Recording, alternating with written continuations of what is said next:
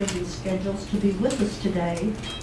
I would note that all 9 candidates in these 2 races were invited, but the 5 that you see here are those that were able to be with us.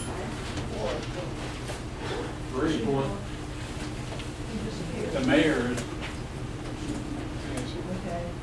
Oh, I know. We're short one that responded. I think his representative is here, but he's not here yet. Yes, but not on. You'll see if he comes in. Anyway, there's 5 candidates that said yes, and 4 of them are here. So let's start with the office of mayor. And we have with us both Mayor Bill Foster and former council member and state legislator Rick Priceman. Each candidate will have 3 minutes to state their views on the important issues facing our city. And when they both finish, we will then have a 5-minute question and answer period. We have a lady in the back. Raise your hand on. She is our timer. And when the candidate starts speaking, she will turn on my little kitchen timer. And when it pings, we would ask you to complete your sentence and clap. So we will get through that, and with that we will begin. And shall we start with Mayor Foster? Would you like to begin? And do you want to talk from there or from the podium? I'll talk from here and I get in. Can everyone hear me if I do this? Yes. I'm kind of a screamer, so thank you. A lot of you said thank you to me when I came in this afternoon, and my immediate response was thank you. Because you all are voters. The reason you are here, you're engaged, you're passionate about your city, even the friends I met that came here via New York. You love St. Petersburg. And you want to make sure that decisions are made and that you're informed. So thank you. I have been your mayor, or as Connie puts it, your CEO for the past 3.5 years. It's the toughest job I've ever had. I was trained in city management. My undergraduate degree was in public administration. I went off and I got my law degree, and I practiced law right on 4th Street for over 20 years. Then the good Lord called me to run for mayor, and thank you to all of you that supported me in the past. We've done well. I was elected in 2009, became your mayor in 2010, and all of this started because of Connie Cohn. I'm going to regress. When she resigned city council in 1998 to run for state senate, I was appointed to fill her shoes, and large shoes they were to fill. But she's been my mentor all of these years. I spent 10 years on the city council, and then I became mayor in 2009, sworn in 2010, right in the midst of the greatest recession that I've ever seen. And I don't think anyone in here, and I'm going to look around, no, none of you were here for the first Great Depression that the city or that this nation had. Oh, come on now. But we had this recession going in, and so I knew that we had to downsize government, prepare ourselves for the new normal, decrease the budget, and focus on city services to make sure that we were positioned for the end of the recession, to make sure that the city was postured for private development, for private investment. Because government doesn't create jobs, we create environments, so a lot of people who have a lot of money will come in and invest in your community. And guess what? The plan worked. We're on track now for $500 million in private investment into our city as we speak. We've created these environments. We concentrated on going from 3,000 city employees when Connie was on council to 2,700. We focused on budget reductions and tax relief. And we focused on making sure that the city and its customers that there were no impediments to this development, to this growth.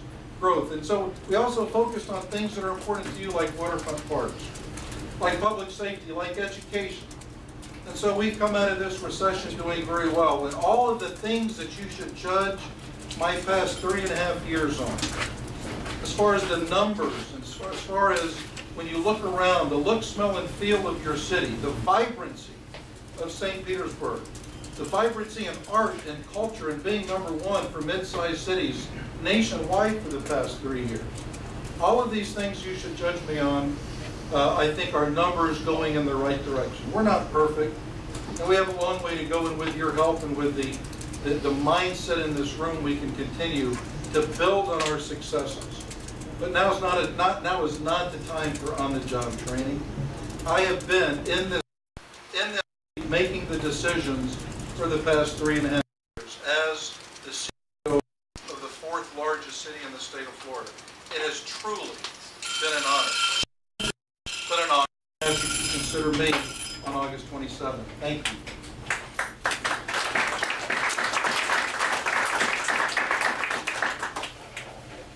I would like to now introduce to you to Rick Kreisman, who is also a candidate for mayor. Rick has been a member of the St. Petersburg City Council, and he also served in the state legislature. Rick? Good afternoon, and thank you, Connie, for putting this all together and having us here today. Many of you know me from my time on City Council or from the 6 years that I served in the state legislature. But for those of you who don't know me, my name is Rick Kreisman. I grew up in West St. Petersburg, went to Boca Ciega High School, University of Florida, and came home to attend Stetson College of Law. I've been married to my wife, Carrie, for more than 20 years, and we have 2 kids, my daughter, Jordan, and my son, Samuel. My daughter, Jordan, just finished her first year of high school at St. Pete High in the IB program, which means that she's now 3 years closer to college and 3 years closer to watching her father cry like a baby. My family was really the main reason that I decided not to run for re-election to the State House. And while it was my honor to serve as your voice up in the Capitol and to pass some good legislation and stop some bad legislation from going through, there was something that I felt I was missing out on here back home. And again, while I wanted to come home to be with my family, one of the things that I felt was missing while I was serving in the legislature was a place where policy and ideas mattered more than partisanship. And really that's what local government is all about, especially here in St. Petersburg. You know, for 6 years I had the pleasure of serving with Rick Baker. Rick's a Republican, I'm a Democrat. Even worse, he's FSU and I'm UF. But we had differences that didn't impact our love of the city, and those differences didn't stop us from working together to move this city forward. And that's what you deserve, and that's what you should get, and that's why I'm running for mayor. It's to move this city forward. It's time for us to resolve the big issues like the pier and baseball, but it's also time for us to focus on those little issues that make cities special. An economic engine that's powered by strong public education, by sound infrastructure, and by a high quality of life. That's the key to success in a city. And that economic engine must always include our local small businesses, which not only provide good paying jobs for members of our community, but they provide us with the character that makes our cities special. Now, many of these issues can only be addressed by changing course, and change has to begin from within. To me, the job of mayor isn't simply to maintain the status quo, and it isn't to point out what's wrong with things and why things aren't working. It's to be a problem solver. It's to be proactive and innovative. It's to bring people together and to be a unifier. It's to listen, to learn, and to lead. And under my administration, nowhere will that be more apparent than in City Hall. My goal is a smarter government, not necessarily a bigger one. And it's one that reflects the demographics of the community it serves, and it empowers everyone to be a part of it. Now, I'm not running for mayor because I want to turn City Hall upside down. I'm running to prepare us for the future.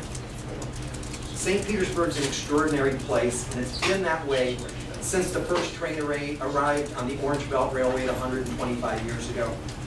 It's an extraordinary city with extraordinary people, and it deserves the best government possible. It's my intention, with your help, to provide that government. I thank you, and I look forward to your questions.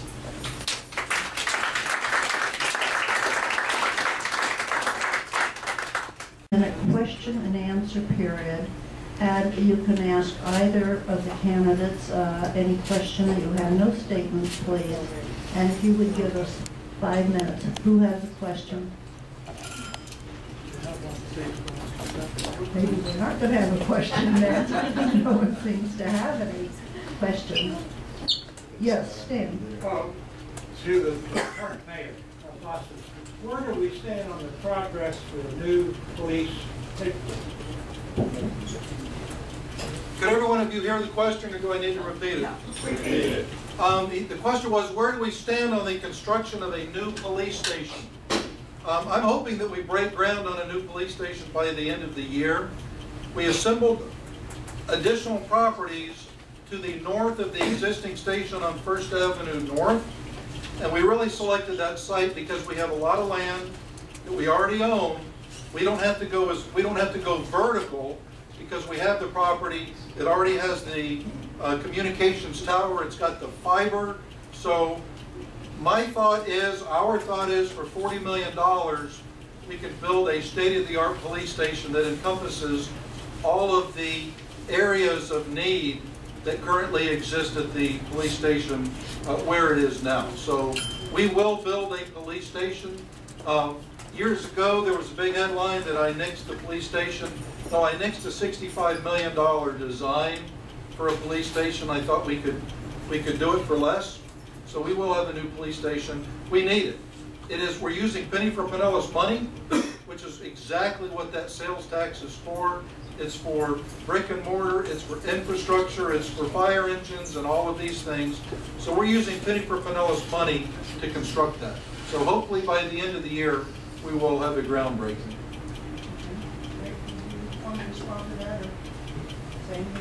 Well, the only comment I would make in response is, and I'm glad we're building something, but having said that, you know, the mayor, one of the things the mayor said is we're building something that fulfills our current needs, and I'm like I say, I'm glad we're doing that, but to me we need to be looking beyond what our current needs are and what our future needs potentially will become, so that we're not investing $40 million into a facility that by the time it's built becomes outmoded and outdated, which is something we seem to see happen all the time when it comes to highway projects. You know, that the prior mayor always was able to find the additional revenue that was needed in order to get construction projects done. I would have liked to have seen us get a little bit more creative in looking for other outside revenues so that we could build a station that not only serves our needs today, but serves them 10 years from now, so we're not back in the same position where we're thinking, what do we do now? We've got a facility that is not meeting our needs. Thank you. Any other questions? I have a follow-up on the police one. I probably should know the answer to this. But how well is it positioned to deal with a hurricane? Yes, good question. It'll be hardened and it will be one of our emergency centers. So it'll be hardened, I want to say, to a Category 3. And it will be state-of-the-art. Again, it's got the fiber, it's got the cable already in it. It'll be hardened, so our emergency communications will be housed there. So it'll be something that absolutely is state-of-the-art. Now, it's on a campus setting, so if we have to add buildings as monies come in, we can. But the Penny for Pinellas funding, because of the recession, we had to cut back $85 million in overall projects projected in that 10-year Penny for Pinellas setting. So, yeah, it was challenging to say the least, but $40 million buys you a really good state-of-the-art facility that'll accommodate the present and future needs of the men and women of the St. Petersburg Police Department. Okay. Yes. I guess, to the both of you, what is the future growth, population growth of the city itself and of the area? From what I heard, we had somebody a few years ago, I think from the planning, said we about leveled off. I mean, we don't have the growth we had in the 50s, 60s, and even 70s. So I think some of the county has seen that, even where there's more vacant land there used to be, and they sort of have taken that into the planning. So, okay, Mayor. Okay. You're right. We have, not only have we leveled off, we actually decreased a little bit in our numbers.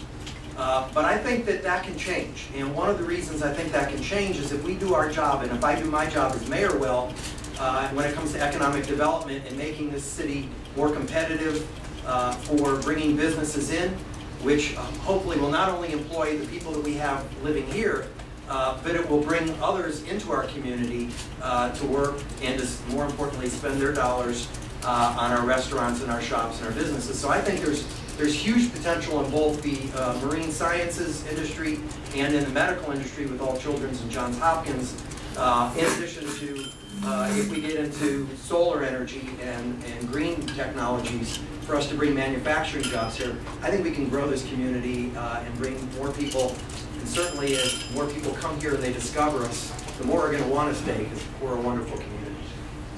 Mayor? That's a great question. We have leveled off, but I also think we are projecting growth. We're adding this year hundreds of housing units throughout the city. We saw ASI build a huge campus of 2 buildings and parking structures, American Strategic Insurance. So we're starting to see some really smart people with a lot of money investing in our community. We are working on cluster development in marine science, medical, high-tech, banking, insurance, and finance, and we're going to continue to see a growth within these sectors. But you have to be very careful. It needs to be controlled growth. It doesn't need to be out of control. So we have really good land development regulations. We do concern ourselves with density and the intensity of development, with the preservation of our waterfront being key. So it's all about controlled development, but making sure that we're growing, because if as a city, if you're not growing, you're dying. But it needs to be very calculated, and it needs to be within these clusters that make St. Petersburg great and what it is. So I think you'll see some moderate growth over the next 10 years. I don't think it'll be the hundreds of, the tens or 20s of thousands that may have been projected years ago under a program called Reality Check. I think it will be more controlled. But we're in a peninsula. We're 95% built out. So as we do infill, as things come down and vertical development goes up, that's with mixed uses. That's going to be your growth component. Thank you. And I think we'll cut the questions now so that we have time. There will be more time for questions at the end. But I think it's important that we give our District 4 candidates the opportunity to express their viewpoint. So at this point, we have 3 candidates from District 4. We have Carolyn Freeze, Dr. McCallum, and Darden Rice. And let's start with Carolyn. Do you want to speak from there, or do you? Okay, that's great.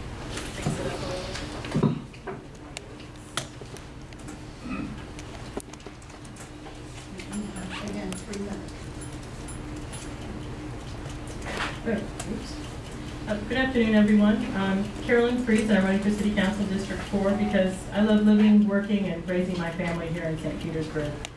In addition to my professional activities, I've been very involved in the Community's Neighborhood Association president, PTA president, and also as a active board member of my Rotary Club.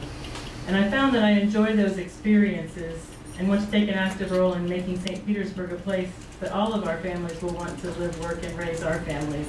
So to some degree, I'm being all about myself here, because I would like my 4 children to be able to stay here in the future. So kind of along those lines, my kind of personal history, I'm originally from Northwest Indiana. My brother is 12 years older, so I was practically raised as an only child. In high school, I did very well in math and science, and at some point decided I wanted to be an engineer. So I went and applied to Purdue University and graduated with a mechanical engineering degree from Purdue. During a summer job, or 2 summer jobs actually, I came down here to work for a defense electronics company and met my husband.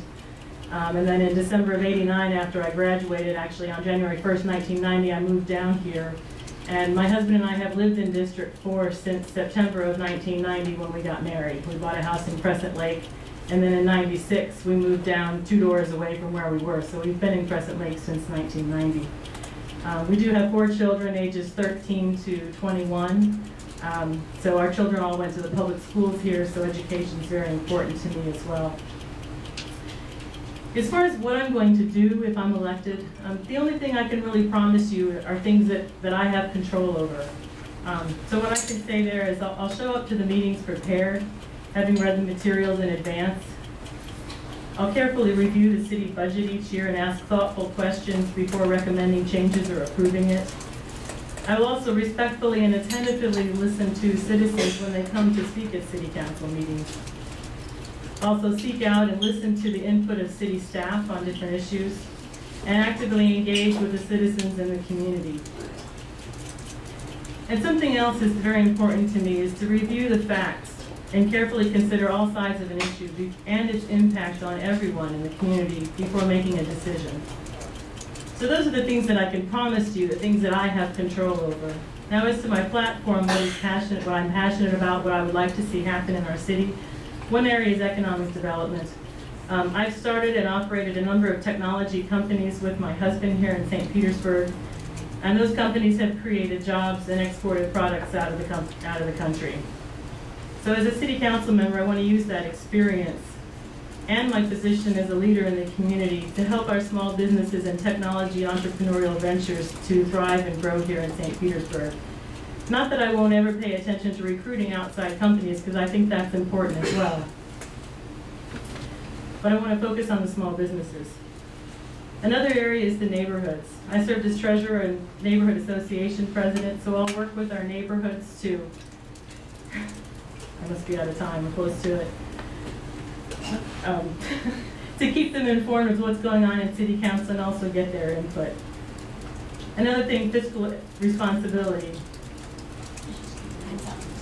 Okay, so it's just not working, the bell's not working. Okay, sorry. Okay, thank you. Okay, that's the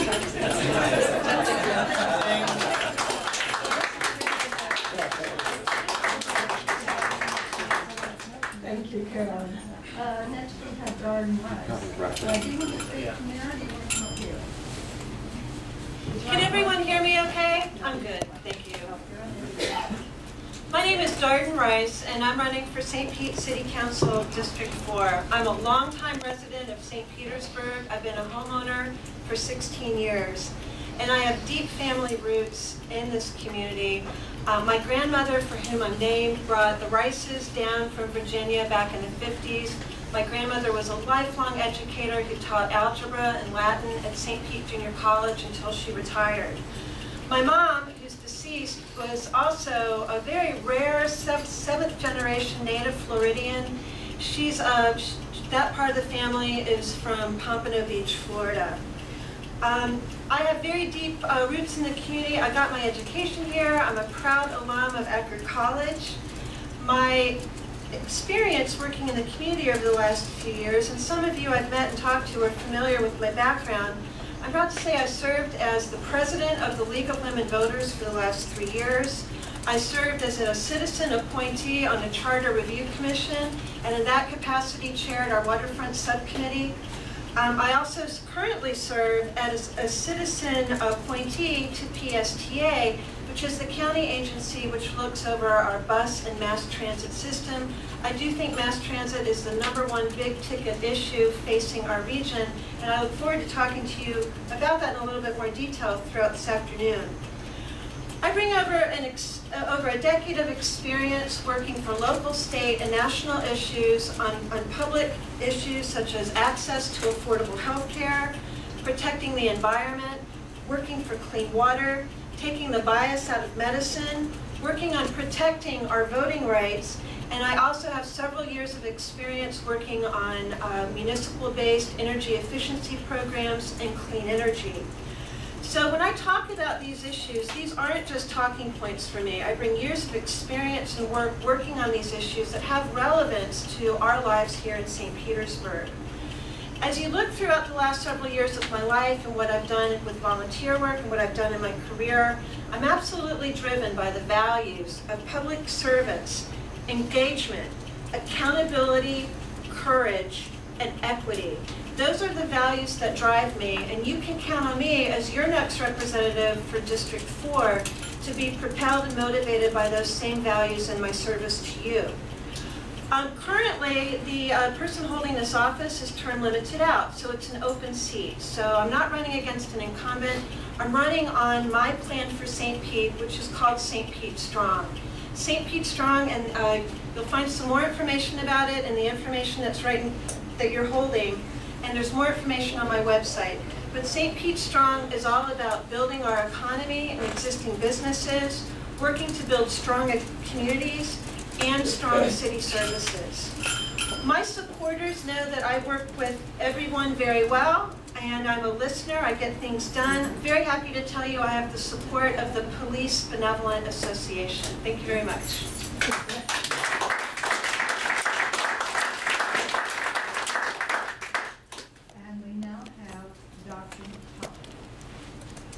thank you very much. I'm Dr. David McCaleb, and I thank you for having me here today.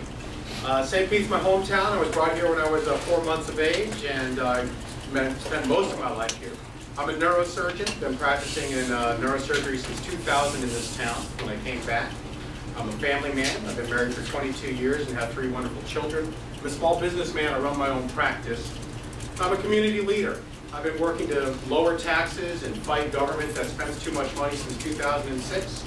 I've been working to make sure that your medical care is not rationed by a government that frankly has created more bias in medicine than I've ever seen before in my career. Now I'm running because I don't think St. Petersburg is your city anymore. It seems to me like it's held in control by a small group of special interests, by big corporations, by groups who are well connected, who think they own the city, they own your money, they own your future, and it's your job simply to pay the bills and keep your mouth shut. The perfect example of that was the lens. I'm the only candidate at this table running for city council that signed the petition to stop the lens. I stood up 1.5 years ago and I asked to stop the lens, and I offered a plan that would lease it to a private developer, have them rebuild a beautiful project on their dime, and convert from a tax taker to a taxpayer. That's called leadership. That's called courage. It's not putting your finger in the winds of politics and deciding, now I'm going to take a stand. Now, I want to make St. Petersburg your city. I want St. Petersburg to be under your control so that you can trust that your money is being spent wisely. So you can be sure that people don't get 5 years down the road on a project that fails yet again. This city is costing people more and more, and we have lost population. Since 2001, we've lost 3,500 residents in the city of St. Petersburg. And we have 365 fewer workers in our government. And yet, this city government costs each family of 4 an extra $1,500 per year compared to 2001. They raised property taxes last year $10 million. The proposal now is to take in another $3 million in property taxes and raise water and sanitation bills $7 million. There is a never-ending appetite for your money, and I aim to stop it. Now, I'm the only candidate who proposed actually cutting taxes $10 million next year. And the way we're going to do that is we're going to take the excess reserves, the extra savings that the government has taken out of your pocket and put in their bank accounts of $81 million sitting there in their bank accounts and not yours. We're going to take a portion of that and provide $10 million in tax relief. We're going to provide a pay raise for our employees who've been waiting 5 years of $2 million. If they want to reform their pension plans in a responsible way, a $10 million pay raise. And we're going to take $60 million and we're going to fund the $325 million unfunded liabilities for pension and health benefits. That's called responsible leadership. So I want to make your cost of living lower, make your government accountable, and make sure St. Petersburg is your city again. Thank you very much.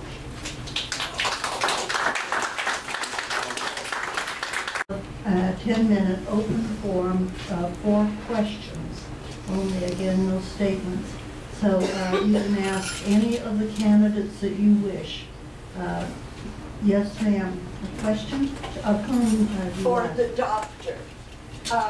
If I understood you correctly, there is someone that you thought might be a good designer for the pier. Okay, what have they designed previously that we might recognize? Well, I don't have a person in mind for our pier currently, but I know that it's been done. In Manhattan, at Chelsea Piers, $127 million project built entirely on private money, a beautiful facility that the people love, and they pay taxes. If we put out to bid reconstruction of the pier, we will get bidders. I ran into a CEO from a major corporation last weekend, and he says he's got a buddy who'd love a project like that. These things are possible, but only if you change the way you lead in city government and stop thinking that taxpayers have to fund these endless, wasteful projects.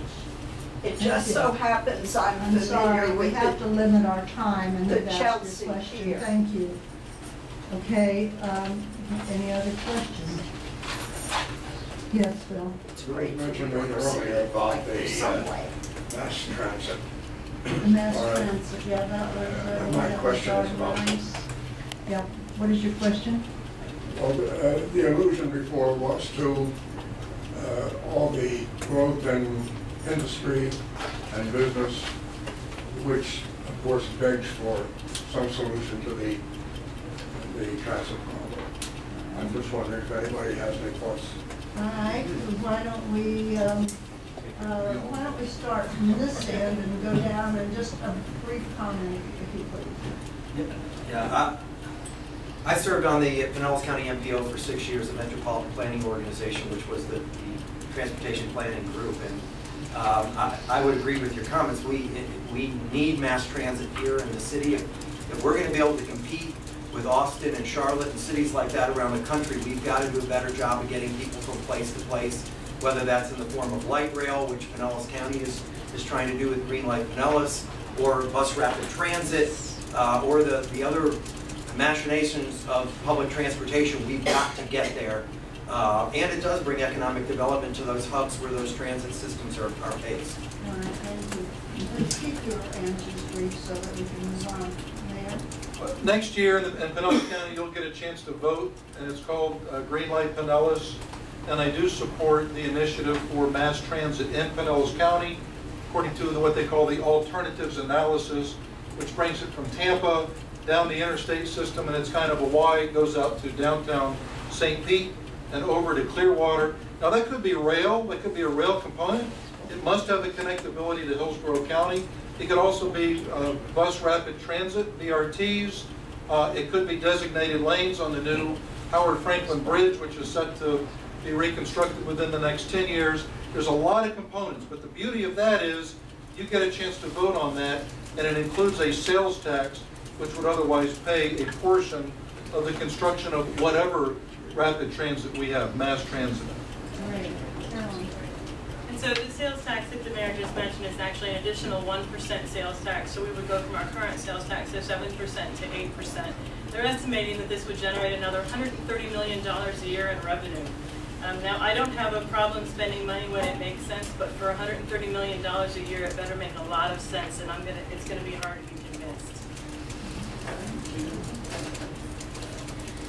I'm the most committed and forward-thinking candidate on mass transit in this race. Mass transit is key to a strong St. Pete.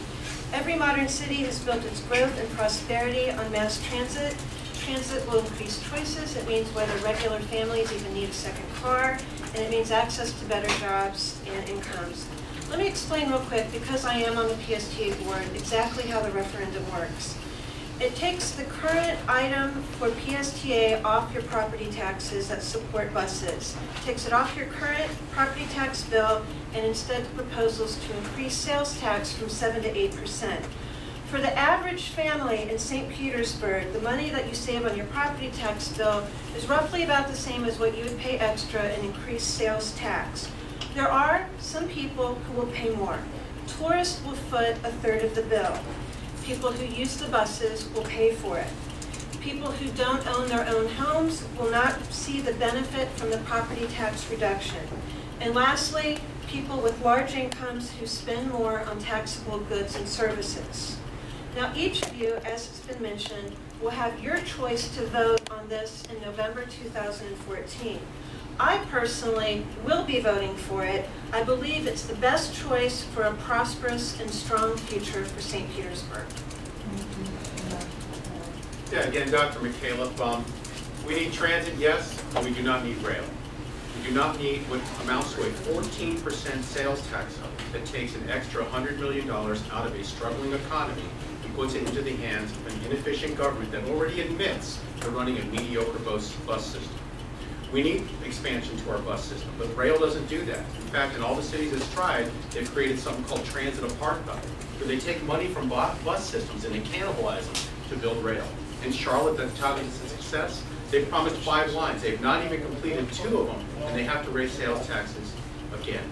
Congestion goes up because lanes are taken away from cars, and the money that would be spent on roads for lanes is taken away from rail and tracks. Density goes up as people are told where they're allowed to live around the rail corridor, where they're allowed to build.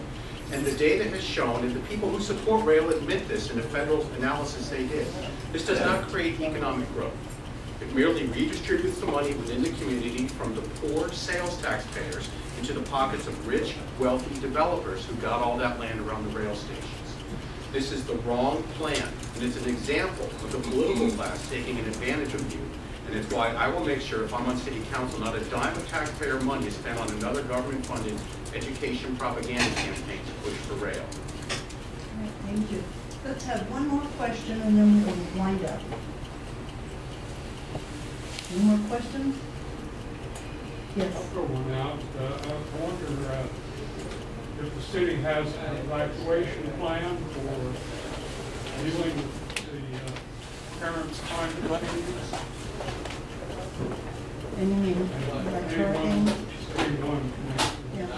The answer is yes, and every year we go through these exercises of amending plans to making sure that we have evacuation routes and that we have suitable evacuation facilities for people. So we had an exercise about 3 months ago. It was an exercise of a Category 3 hurricane, significant damage to the low-lying areas. We had damage to a hospital. We had evacuations. And what we did is we energized the EOC. And we made sure that we had personnel making decisions on a real-time basis dealing with these projected disasters. So not only do we have a great plan, but we have these exercises to make sure that we can implement the plan for your safety. So yes, sea level rise is a real thing. We've seen it. We've even designed the pier to accommodate for sea level rise, and your public safety is of paramount interest to all of us. Back even in the day when I was on city council, the city has always had a hurricane preparedness plan in place, and it does go through, as the mayor indicated, practices and emergency preparation. But however, I don't think we've taken the step as a city, and it's something that I'm very focused on, like for example Key West is now starting to do, and recognizing the long-term impact that climate change is going to have on our state and more particularly on our city. And it is something we need to start looking at very seriously, because it is going to be a problem we're going to have to deal with. Do any of you want to comment further? Okay. Is there any other time to speak? Are we doing closing statements? We're closing statements. I'll just offer one comment on that.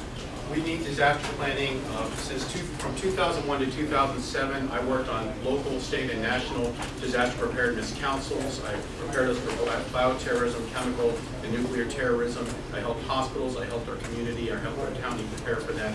Darden and I actually worked together in a neighborhood to create a neighborhood disaster plan. So disaster planning is important, and what has to happen is our government needs to reorient the citizens that they need to be better prepared themselves. As I sat at the table of all these government agencies doing disaster planning, that's one of the things that educated me about government. I saw them sucking in federal money to buy a new truck or to buy a new boat. They weren't actually doing anything real to get people ready for disaster on their own. So I would orient in that way. I'll just address it just really briefly, that I worked several years with the National Sierra Club and our Clean Energy Program, in which we looked seriously at the impacts of climate change and just how seriously it impacts a coastal city like St. Petersburg here in Florida. So I would definitely look at a lot of our policies and evaluate it in terms of what scientists and peer-reviewed science is telling us to expect in the next several years due to the effects of climate change. Carol, you want to comment? Okay. At this time, we will move to our 1 minute summations. Anything that we've missed that you might want to say? And I think that we will start in reverse order. And so, Liz, would you like to make your final 1 minute statement? Yes. Thank you all for having us here today. I'm excited about the idea, about the prospect of becoming mayor here in the city and what we can do and the potential that we have. We already have a great city, but we can be better than we are.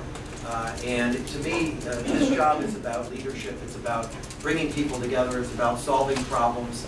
And it's about growing our economy, creating better schools, and strengthening our neighborhoods. And when we do that, we'll create the city of St. Petersburg that's not only the shining light in the state, but that has a reputation around the country and around the world as the cultural and arts capital of the world, and as a place that people want to come to, and no longer will we be the 4th largest city that people don't know about. Thank you. Well, thank you. Once again, thank you for coming out. It's been an honor and a privilege to serve you for the past 3.5 years. And my opponents have perfect hindsight. I will give them that. And they can base their entire platform based upon the direction of the wind. But when you're actually sitting in that chair making the decisions, you have to act, and you have to act as a leader.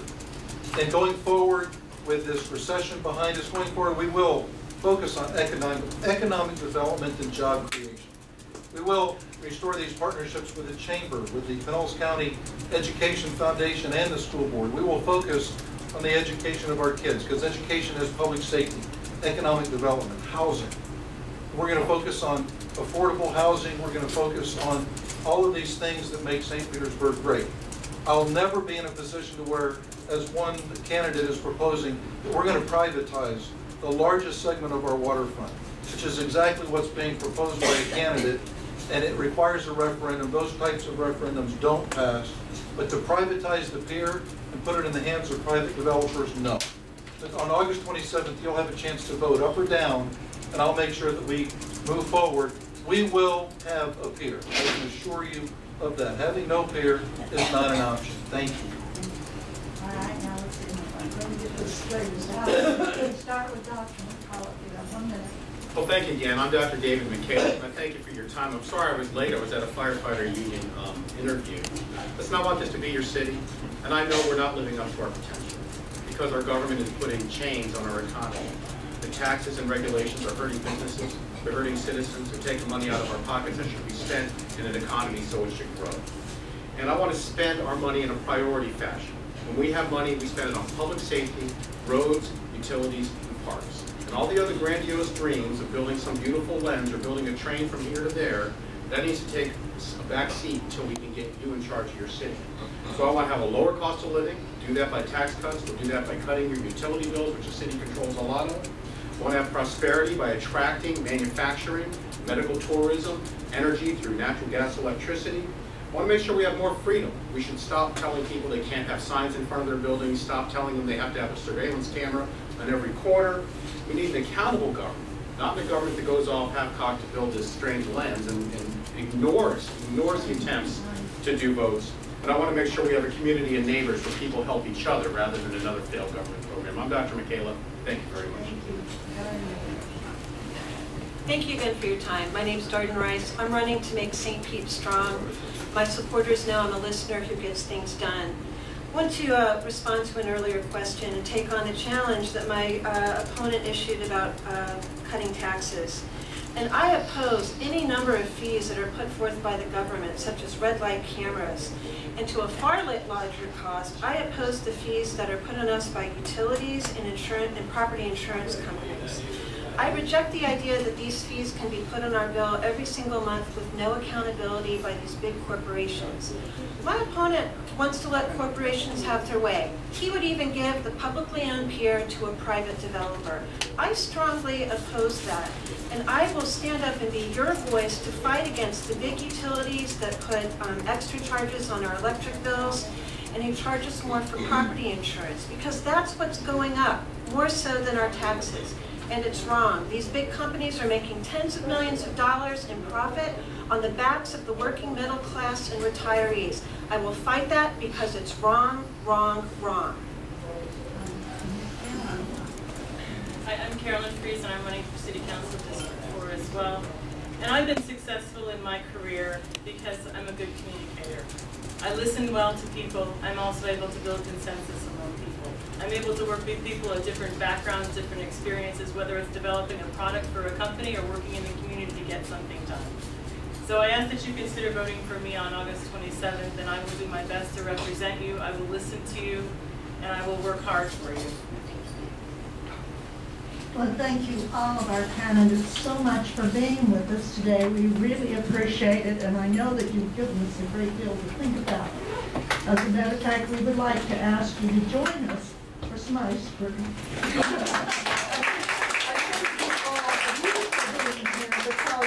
You're interested in your city government, and I hope that this has helped you. If our candidates can say you can. It is 4 and 6 split.